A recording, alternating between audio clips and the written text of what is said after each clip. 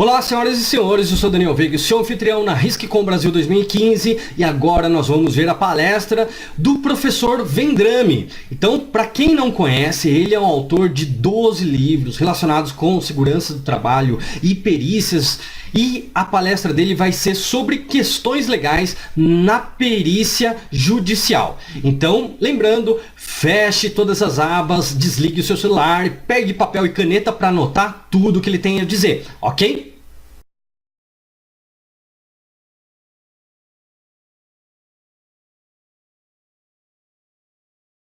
Vamos então começar com as provas do direito, ok? Nós temos aí 5 provas do direito. A primeira delas é a confissão das partes, chamada rainha das provas, que é quando, por exemplo, o reclamante confessa que usava os EPIs, ou quando uma parte confessa que ele ingressava no almoxarifado de inflamáveis, ou quando a parte confessa que ele fazia rearme de cabine primária, né? Essa é a confissão.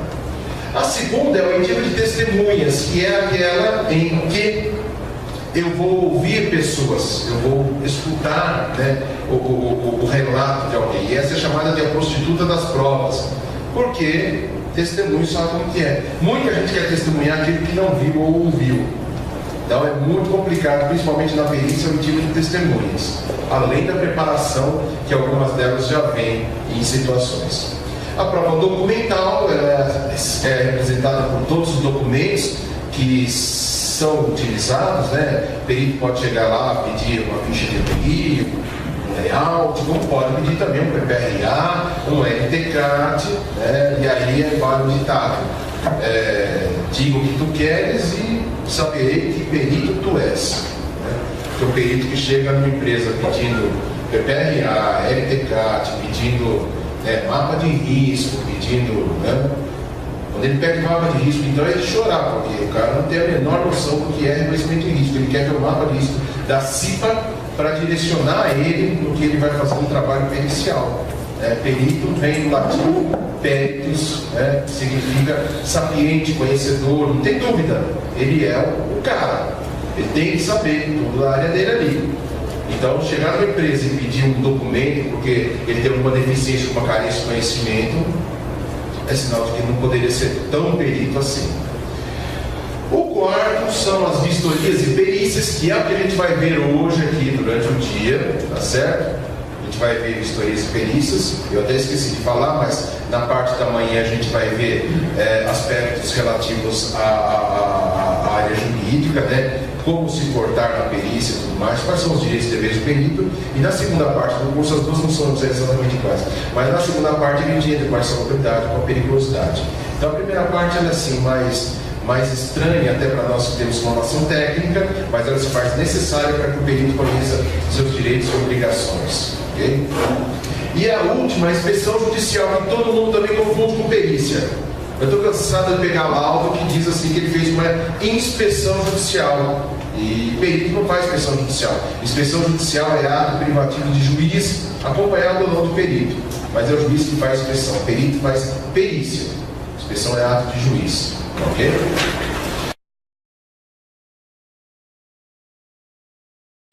E aí vem uma questão básica, né? E que alguns também devem ter essa curiosidade: como se tornar perito judicial.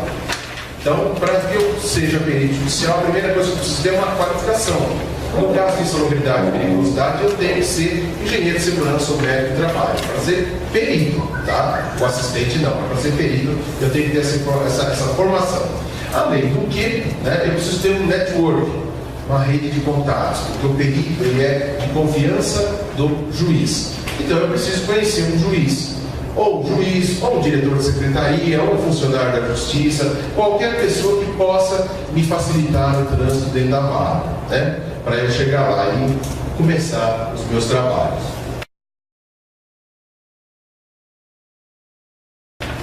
Bom, aí eu digo assim, não conheço ninguém da justiça, como é que eu faço? Eu tenho algumas opções. Por exemplo, né, eu posso iniciar como assistente técnico, que é o perito da parte, em que eu vou protocolar o meu laudo na justiça. Se o meu laudo tiver um diferencial, for bonito, o juiz vai se interessar e pode me convidar a ser perito da vara, a trabalhar na vara. Também eu posso encaminhar o meu currículo para a vara, posso deixar meu currículo na vara, tá certo? Mas não é como um currículo empresa que você manda pelo correio, manda um e-mail, tudo bem. Não, na vara é interessante que você vá pessoalmente. Eu digo isso por quê? Porque o juiz quer te conhecer, quer olhar para a sua cara, ele quer ver quem é. Aí, em algumas oportunidades você vai entregar o currículo no balcão, o juiz já te convida para um bate-papo lá de 2 minutos e aí, né? Só para olhar quem vai ser a pessoa de confiança dele. Então é importante que você faça isso pessoalmente, se você quiser trabalhar em outros quadros da justiça como perito.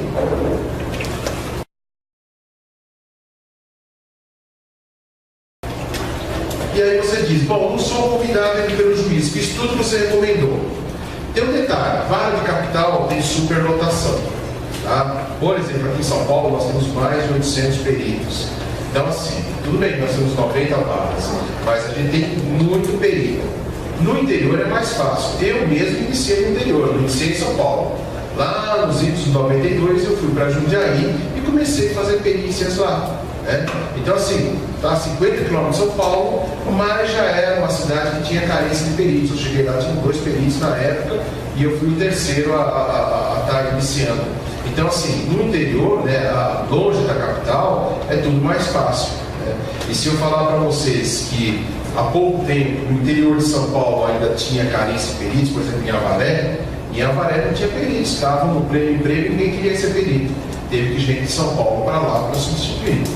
Então, sempre no interior tem maiores possibilidades que nas capitais para atuação como perito.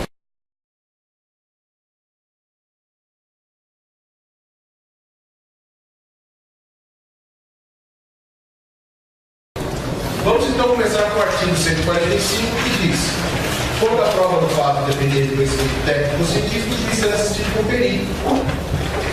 Então, senhores, o juiz, ele é uma pessoa de notável saber jurídico, um advogado que conhece bastante, que passou no concurso, assim, que tem grandes conhecimentos.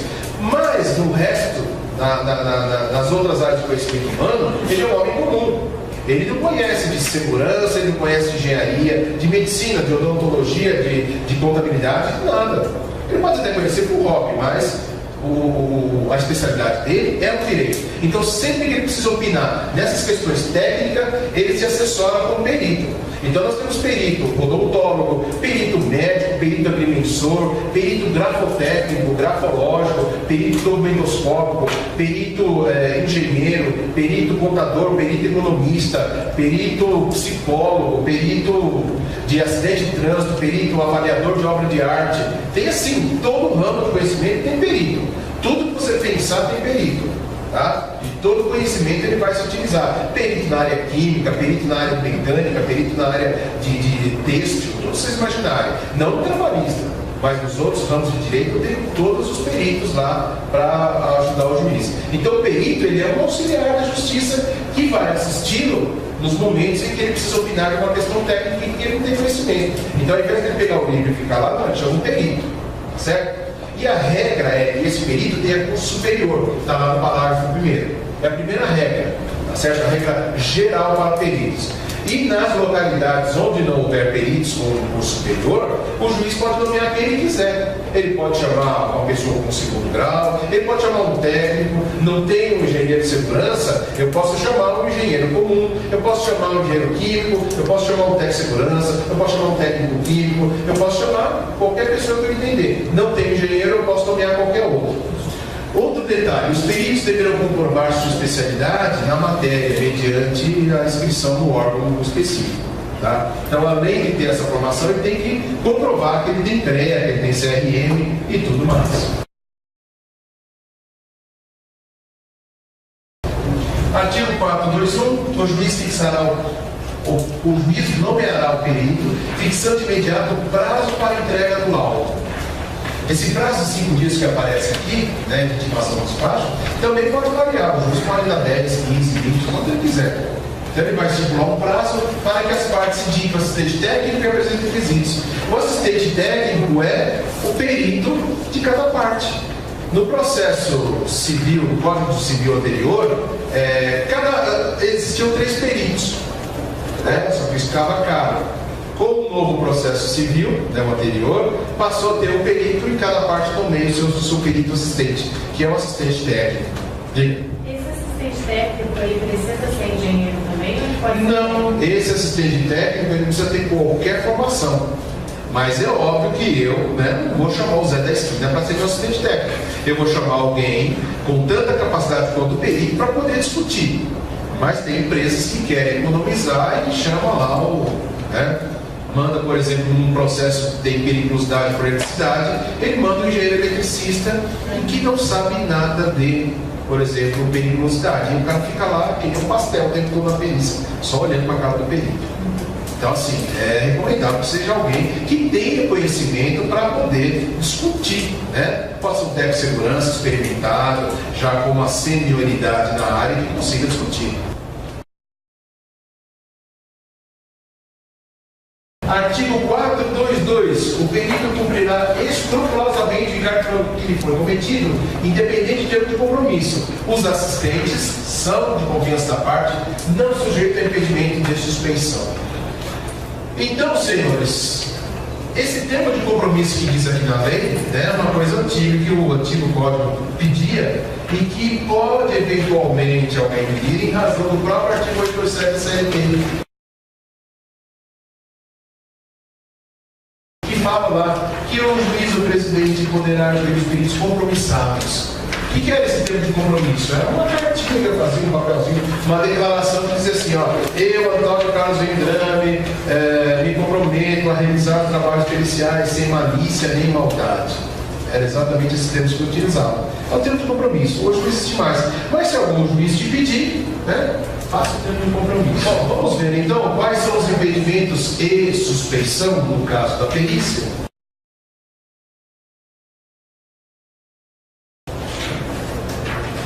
São os mesmos que fala o juiz, né, no artigo 34 do CPC. Primeiro, quando for parte. Ó, se eu for parte, eu posso ser perito nesse processo. Quando interveio como mandatário da parte, funcionou como órgão do Ministério Público ou prestou depoimento como testemunha. Testemunha não pode ser perito. Isso também está no artigo 400 do CPC. Quando conheceu o primeiro grau de jurisdição, por meio de sentença, isso só vale para juiz. Aqui começa a ficar mais interessante. Quando estiver atuando como advogado da parte, seu cônjuge ou qualquer parente seu, consanguíneo afim da reta na colateral até o segundo grau. Então, se o perito tiver parentesco até o segundo grau como advogado de qualquer das partes, ele não pode ser perito. Quando o cônjuge, parente consanguíneo afim de alguma das partes, em linha reta na colateral até terceiro grau. Então, se eu for parente diretamente das partes até terceiro grau, eu também não posso fazer perícia. Tá certo? Então, por exemplo, eu só vou poder fazer perícia se for meu primo. Até meu tio, eu não posso fazer a perícia. Ok?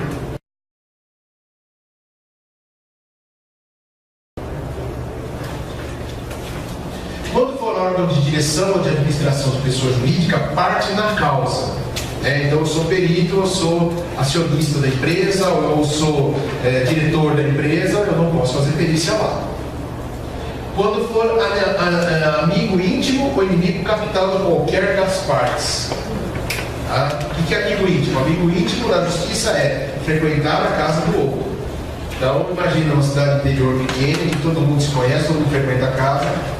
Você não poderia fazer perícia em tese de muita gente ali. Por isso que o juiz, numa cidade pequena, ele não tem relacionamento com nenhum dos moradores. Ele, no máximo, é amigo do juiz da comarca vizinha e olhe lá. Certo? A lei não define o que é inimigo capital, mas eu posso também alegar essa situação para impedir que o perito trabalhe ou atue, né, no meu segmento ali.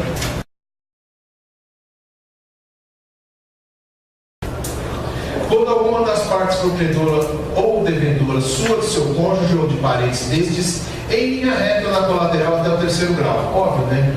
Por devedor ou credor é o momento ali da gente acertar as contas, né? Quando for herdeiro presuntivo do notário ou empregador de alguma das partes, também não, óbvio, não tiver relação de emprego ali misturada. E os motivos de suspeição de parcialidade, podem ser dádivas antes ou depois de iniciado o processo. O que são dádivas? Presente, né? Presente, pessoal, um brinde, né? uma canetinha da empresa, que nem essa que vocês receberam, uma bolsinha, um chaveiro, um calendário, tudo isso normal, sem problema. Isso a empresa dá realmente. O que mais a empresa pode dar? Um almoço, tá? Você estava fazendo perícia com seu almoço, tudo isso é visto como brinde e tal. Agora, a empresa não pode dar uma caneta Montblanc, né? Ela não pode te dar um veículo, ela não pode te dar uma televisão 42 polegadas. Então já configura a entrega de dádivas, né? A empresa não pode dar dinheiro, ok? Quando aconselhar alguma das partes acerca do objeto da perícia, ou subministrar meios para atender as despesas do litígio. Perito não pode aconselhar, né? Tem perito que eu já vi que fala assim para as partes: vocês não vão fazer um acordo, não? Vocês não querem fazer um acordo? Que aí eu já nem faço a perícia aqui. Eu já vi isso. Eu já vi perito chegar com o reclamante do carro dele junto, subministrando meios para atender as despesas do litígio. Não pode. A rigor não pode. Mas tem que levar o reclamante que é lá na fazenda, lá onde vai ter a perícia e tal. A empresa leva. Eu nem vou levar no meu carro. Primeiro porque ele fica o tempo todo, né, falando no meu ouvido. E aí eu não quero ouvir, porque a perícia começa lá no momento em que eu estou com as partes todas presentes. Quando for interessado no julgamento da causa em favor de uma das partes. Qualquer uma dessas situações, então, senhores, pode dar um impedimento ou suspeição. Lembrando que o impedimento é objetivo, né? É o parentesco. E a suspeição ela é subjetiva, ela depende de alguma comprovação. Que é a comprovação de que, olha, esse carro que o perito ganhou foi dado pela empresa. Como assim? Olha a nota fiscal lá da concessionária. Saiu em nome da empresa. E depois foi passado o nome dele. Cadê a compra disso aí?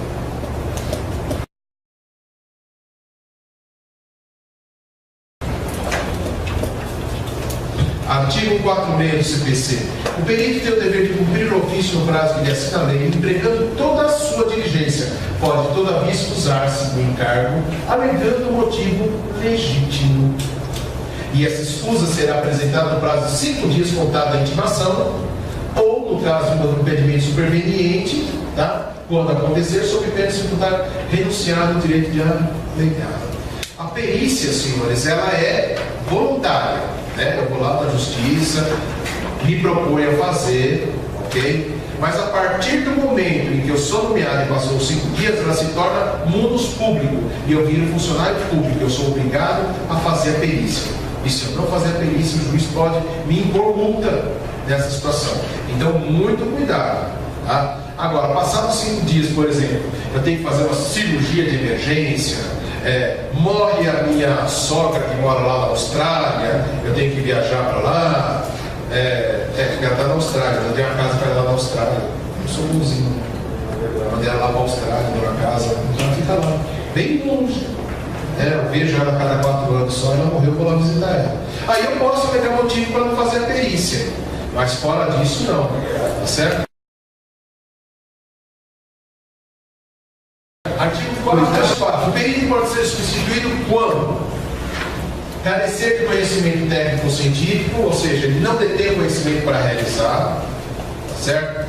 Isso pode ser no caso que versa sobre vibração. Ele não tem equipamento, ele não detém a técnica, ele não pode fazer essa perícia. E, sem motivo legítimo, deixar de cumprir o encargo no prazo que foi assinado. Ou seja, ele perdeu o prazo. Lembrando que a justiça é muito mais rigorosa com peritos que não cumprem prazo do que peritos, na verdade, incompetentes.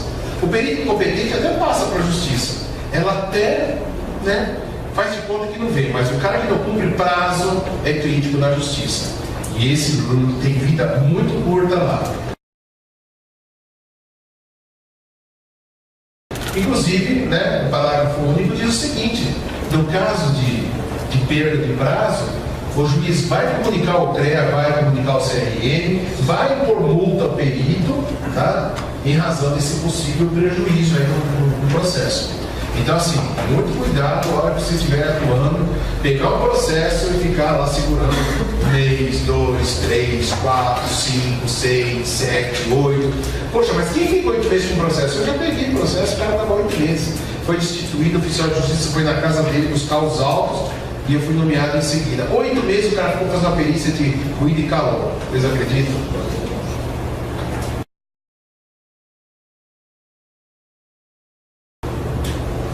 Artigo 425. Poderão as partes apresentar durante a diligência quesitos suplementares. Da ajudada dos quesitos aos autos, dará os que vão seguir a parte contrária. Normalmente a gente faz quesitos complementares, suplementares, depois da perícia, quando eu vou impugnar. Mas o artigo 425 fala que o correto seria até durante a diligência. E isso pode ser um artifício utilizado num momento em que eu não tenha mais relacionamento com o perito. A perícia ela transcorre em clima de informalidade. Eu vou falando, a gente vai falando, tem uma briga no meio, para. O perito não permite mais que eu fale. Tá bom, não vou falar, tá bom. Então eu vou fazer quesito. Eu faço quesito, dou ciência ao perito, ele mostra a parte contrária e ele vai ter que me responder aqueles quesitos lá nos autos. É a forma de eu me manifestar numa situação dessa em que a informalidade acabou da perícia.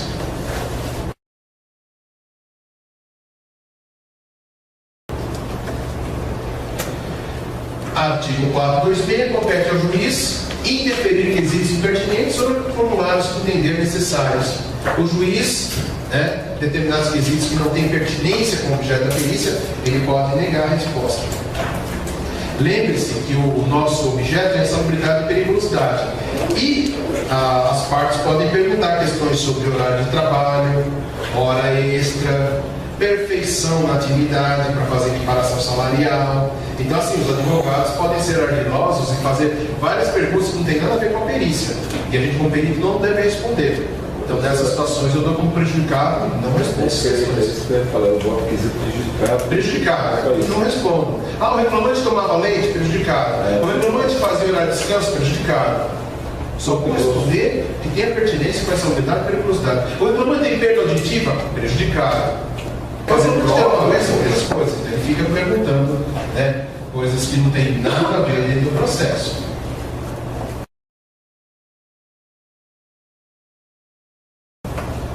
Artigo 427.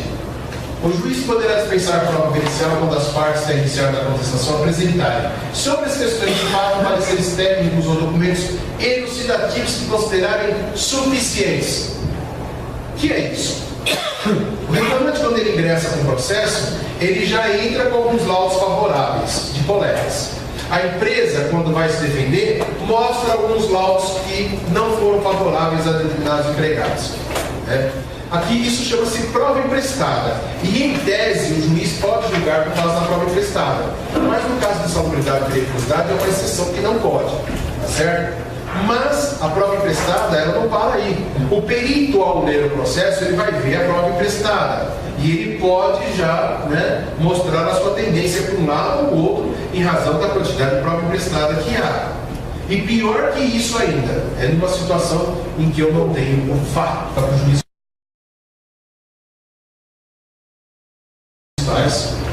Chegou o artigo 429, e esse artigo é o que dá a base dos direitos e deveres do perito, basicamente. Ele diz o seguinte: para o desempenho de sua função, podem o perito e os assistentes técnicos, e esse texto já coloca os dois em igualdade de hierarquia. Podem os dois, o perito e os assistentes técnicos, utilizar-se de todos os meios necessários, ouvindo testemunhas, obter informações, solicitando documentos que estejam no poder da parte ou em repartições públicas, bem como escrever laudo com plantas, desenhos, fotografias e outras quaisquer peças. Tudo que está aqui, pessoal, eu não preciso pegar mandado para poder fazer. Tudo que está aqui eu posso exercitar e acabou, como perito. Eu não preciso pedir autorização para fotografar. Está dizendo aí, eu posso fotografar, eu vou fotografar e acabou. Fé pública, somente o escrivão e o oficial de justiça possui fé pública. O perito não tem fé pública, hein, pessoal? Não adianta você achar que tudo que você fala, você não tem fé pública, não. Tudo que você fala, você tem que provar, com documento, fotografia, com um monte de coisa lá, senão é você falando e a outra parte também.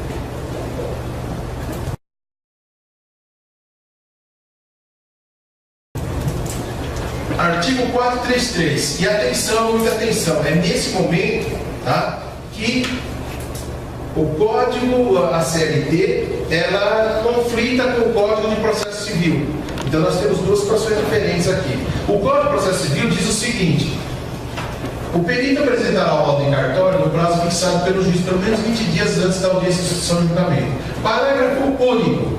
Os assistentes técnicos oferecerão seus pareceres no prazo comum de 10 dias após intimadas as partes da apresentação do laudo. Então, o critério que vige no Fórum Civil é: ocorre a perícia, o perito faz o laudo dele e entrega protocolo.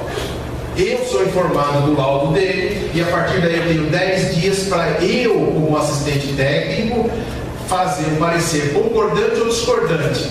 Eu vou fazer a manifestação do laudo pericial, eu próprio.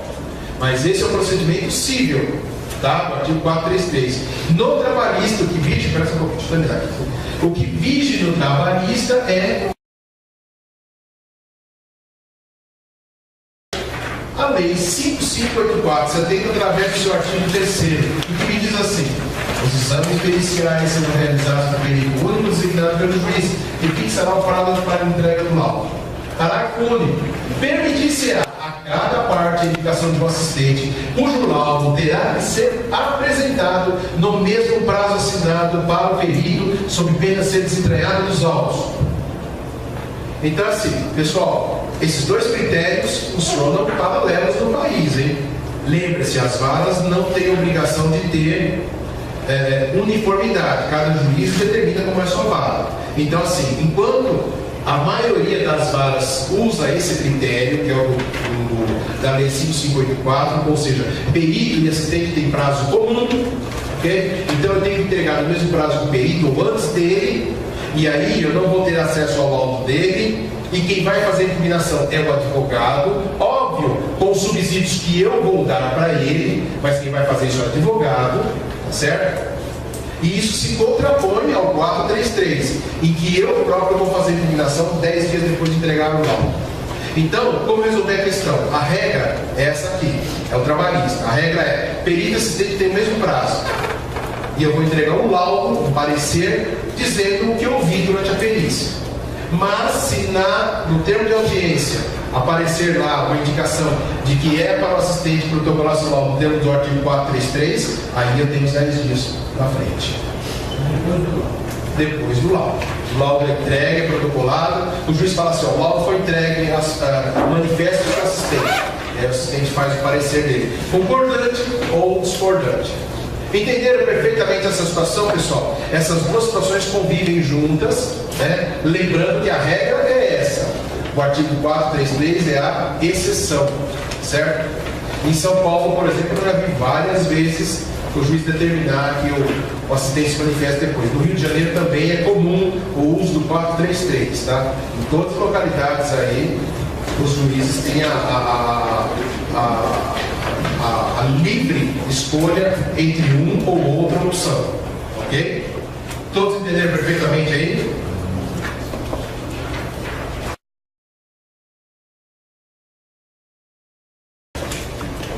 Artigo 436. O juiz não está adstrito ao laudo pericial, podendo formar a sua convicção com outros elementos ou fatos provados nos autos. O que é isso? O juiz, senhores, não está preso, não está vinculado à conclusão do perito.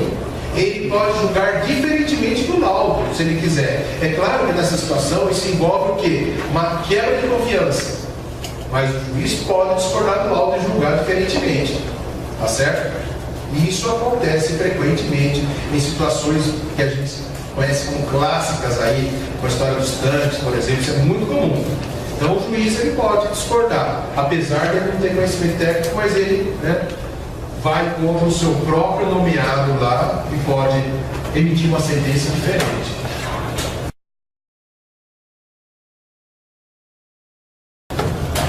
Artigo 147. O perito que por dolo ou culpa prestar informações inverídicas responderá pelo prejuízo que causar a parte, ficará inabilitado por 2 anos a funcionar em outras perícias e incorrerá na sanção penal que a lei estabelecer.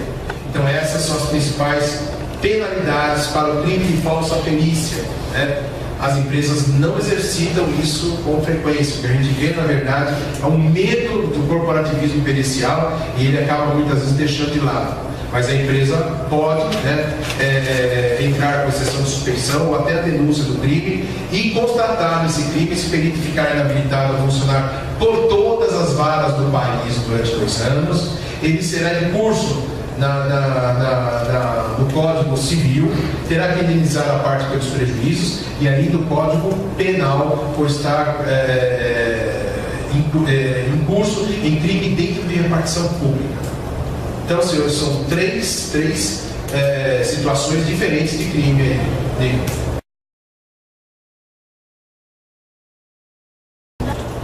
Prerrogativas e limites do perito. Artigo 128. O juiz decidirá nos limites em que foi proposta, setor de defesa e conhecer de questões não suscitadas, a cujo respeito a lei exige a iniciativa das partes. E esse aqui, ele fica junto com o 460, que diz: é defeso ao juiz proferir sentença a favor do autor de natureza diversa da pedida, bem como condenar o réu condenado superior ou erro de adverso que foi lhe mandado. Então a regra é essa: eu só posso fazer perícia daquilo que foi pedido.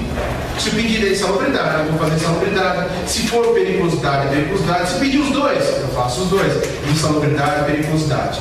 Mas eu não posso estender isso. Eu não posso querer avaliar a doença, eu não posso querer avaliar nada daquilo que não foi pedido, tá certo?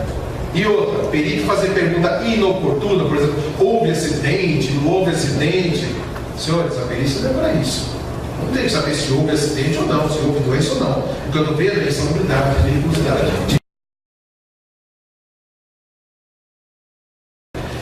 Mas existe uma súmula 293, pessoal, que diz o seguinte: a verificação mediante perícia de prestação de serviço de condições nocivas, considerando agente de saúde diverso ou potencial, não prejudica o pedido adicional de insalubridade. Ou seja, o cara pediu insalubridade, tá certo? Por ruído, ainda que ele delimite esse agente inicial, eu posso fazer por agente químico, eu posso fazer por calor, eu posso fazer por radiação e tudo mais, sem ferir esse preceito. Por quê? Existe uma súmula que diz nesse sentido. Honorários periciais. E aqui mora o problema na perícia, né?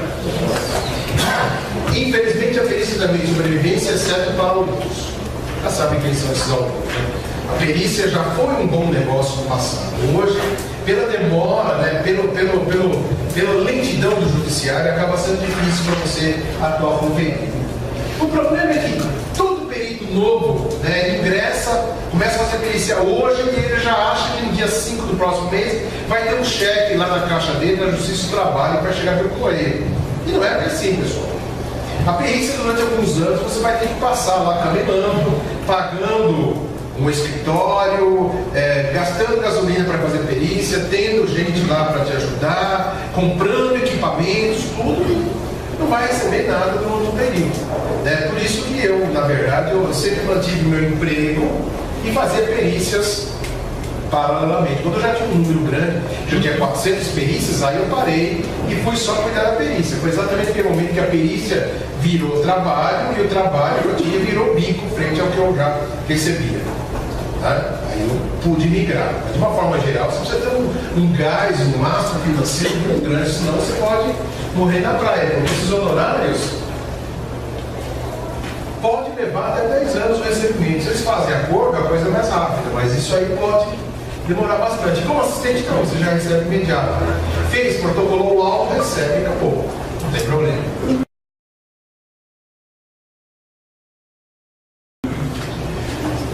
Por outro lado, a perícia também abre as portas, né, para você atuar como assistente técnico ou consultorias.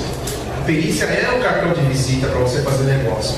Mas lembre-se, a empresa só vai te chamar para você trabalhar para ela, para você ser o consultor dela, para você ser o expert dela, se você realmente faz um trabalho sério e honesto. Você vai lá, né, crava uma coisa errada na empresa, faz e acha que ela vai te chamar? Não vai te chamar nunca. Você vai morrer perito o resto da sua vida e nunca vai virar assistente. Porque a fama corre, inclusive, e vão ficar sabendo que você é o cara que enquadra todos, que não perde viagem, como a gente diz aqui na nossa linguagem.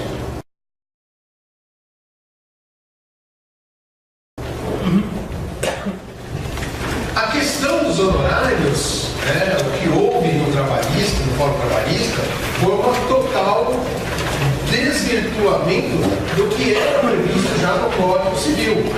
Então, o artigo 33 do Código Civil dizia que quem pede a perícia tem que pagar. E aí a Justiça Trabalhista, para facilitar a vida do trabalhador, né, durante muito tempo fez valer esse enunciado 236, até 2003, dizendo assim, que os honorários vão ficar ao final do processo e quem perde paga. Isso foi tão forte esse enunciado que virou o artigo 790b da CLT, que diz a responsabilidade de pagamento dos honorários da parte sucumbente, ou seja, o perdedor, na pretensão direta da perícia, salvo os beneficiários de justiça gratuita. Então, na Justiça do Trabalho, a regra, o critério é esse.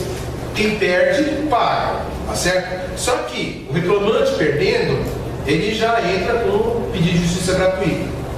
Então ele não vai ter que pagar. E aí quem morre na praia é o perito, que acaba trabalhando, né, e não recebe. Para não acontecer isso, o que o perito faz? Ele faz a parte empresa sempre perdendo, a empresa paga. Então assim, bom, se eu sei que ela paga, eu vou fazer ela sempre perder. É por isso que o perito sempre vai buscar um resultado desfavorável à reclamada, porque é só assim que ele recebe. Aí vocês vão dizer assim, o perito é tendencioso, desonesto. Não, não é o perito que quer dizer que é desonesto, que é tendencioso. O judiciário o obrigou a ser assim. O judiciário o fez atuar dessa forma. O judiciário obriga que ele, para ele sobreviver, para ele ter honorário, ele tem que fazer sempre a reclamada perder. Né?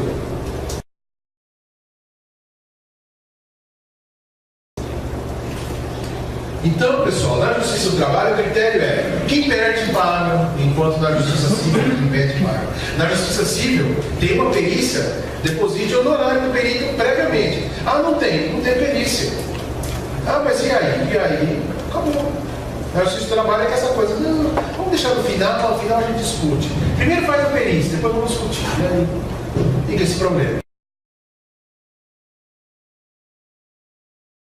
O reclamante, pessoal, utiliza de 2 expedientes para não pagar honorários da justiça. Ele usa endereço falso, né, para quando o oficial foi executado em contra ele nunca, e a falsa declaração de pobreza também, de insuficiência, que hoje é muito fácil. Antigamente você tinha que ir na delegacia, na frente lá do escrivão, para fazer a declaração de insuficiência. Hoje não. Você faz de próprio punho lá. Eu declaro para os devidos fins que sou pobre na acepção jurídica da palavra. Acabou, eu sou pobre. Vocês acreditam nisso? Eu vou fazer a declaração e entregar para qualquer um de vocês aí, pronto. Eu não tenho que contribuir aí com a minha creche nem drama.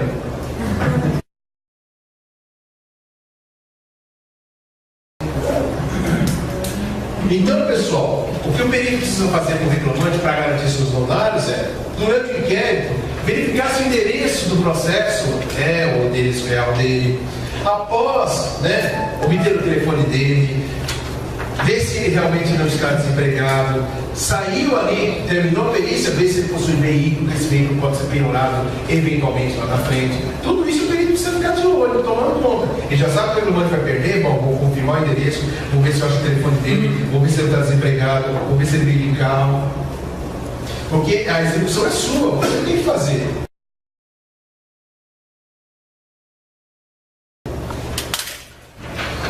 E aí eu tenho que confirmar se ele não possui bens. O juiz manda para mim, se despacha assim: informe o senhor perito se o reclamante possui bens a penhora. Eu que tenho que mexer lá na vida do cara, vasculhar a vida do cara para saber. Eu tenho que fazer um levantamento na telefônica, no registro de imóveis, na junta comercial. Às vezes eu dou sorte, o cara tem empresa, alguma coisa assim. Mas às vezes ele é faxineiro, não tem nada, não tem como executar. E acabou. Você vai na casa do cara, tem um fogão, uma geladeira, uma cama, um gato, um rato, uma barata, e é só, né? Na exata ordem de hierarquia, eu falei, tá? O que o perito pode fazer também? Obter informações do ex-empregador, quando esse cara sobe, obter informações com os ex-colegas de trabalho, obter informações com o próprio advogado reclamante. Ah, mas o advogado não vai abrir para você. Não, você não fala para o advogado, você liga à tarde, quando ele está em audiência, você fala com aquela secretária burrinha que ele tem.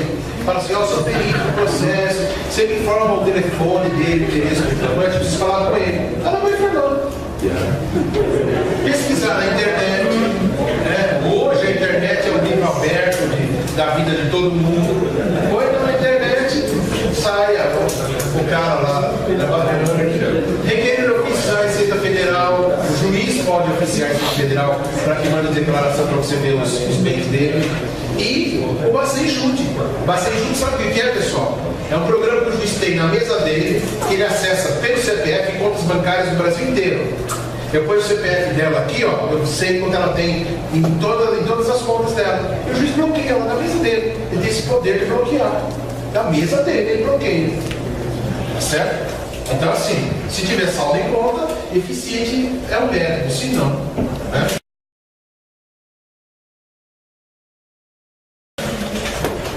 Quando eu falo de justiça gratuita, essa aí foi a resolução, né, que criou. Observa lá o limite de R$1.000 a ser fixado pelo juiz e tudo mais. O problema é fazer isso funcionar. É só conseguir pagar, né? A Dilma ainda vem aí, teve um ano em que a Dilma veio, cortou, ficou o ano inteiro sem pagar o horário para ninguém, né? Porque o país estava sem dinheiro, precisava de dinheiro para campanha política, então não tinha dinheiro para pagar os peritos. Ok?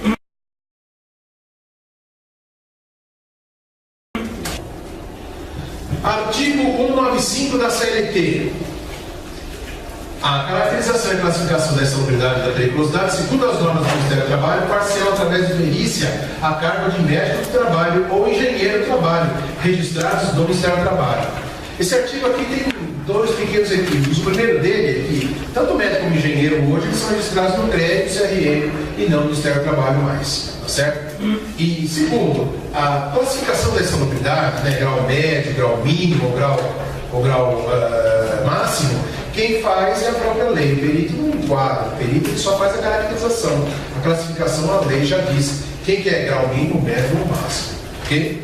O interessante é que, para as perícias de insalubridade e periculosidade, a legislação determina que devem ser médico do trabalho, engenheiro de segurança do trabalho, para fazer essas perícias, ok? Ele ainda me diz aqui, no parágrafo 2º, né, que arguido em juízo em insalubridade e periculosidade, seja por empregado, seja por sindicato, o juiz designará. Não está escrito assim, pode designar. Ele designará de ofício. Ele é obrigado a designar perito para fazer o trabalho. Ok? E onde não houver, requisitará a perícia ao órgão do Ministério do Trabalho. Só que o Ministério do Trabalho hoje não faz mais. Não tem gente e não tem equipamento também. Então hoje todas as perícias estão na mão de particulares. Perfeito? Então não existe mais perícia, a não ser que a perícia médica que faz no IMESC, né, em São Paulo, mas fora disso, todas as perícias estão na mão hoje de peritos particulares. Ok?